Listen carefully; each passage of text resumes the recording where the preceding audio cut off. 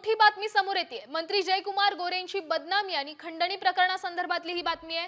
Vaduj police माजी सभापती रामराजे नाईक निंबाळकर यांच्या निवासस्थानी चौकशीसाठी दाखल झालेत। या संदर्भात अधिकची माहिती देण्यासाठी आपले प्रतिनिधी ओमकार कदम जोडले गेलेले आहेत। या संदर्भात अधिकची काय माहिती आहे?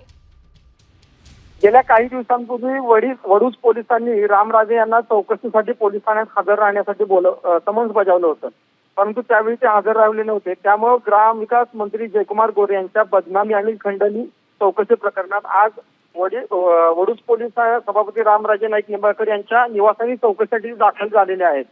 आणि एकूणच रामराजेंचं आणि त्या महिलेचं मोबाईलवर संभाषण झाल्याचं काही गोष्टी समोर आल्या होत्या आणि त्याबाबत ही चौकशी पोलिसांकडून आता सुरू आहे। नेमकं हे प्रकरण काय होतं? एका महिलेने जयकुमार गोरे यांच्यावर गंभीर आरोप केले होते आणि त्यानंतर ती महिला हे पैसे घेताना आढळून आली होती। पोलिसांनी त्याच्यावर त्याबद्दल गुन्हाही दाखल केला होता आणि त्याच महिलेबरोबर रामराजे नाईक निंबाळकर यांचे काही फोन कॉल झाल्याचं समोर आलंय आणि त्या बाबतीत रामराजे यांना वडूज पोलिसांनी समन्स बजावलं होतं, परंतु ते या समन्सच्या वेळेस हजर राहू शकले नाहीत। त्यामुळे आता अखेर रामराजेंच्या चौकशीसाठी पोलीस स्वतः त्यांच्या निवासानी हजर झाल्याचं पाहायला मिळतं। धन्यवाद ओमकार दिलेल्या या सविस्तर माहितीसाठी।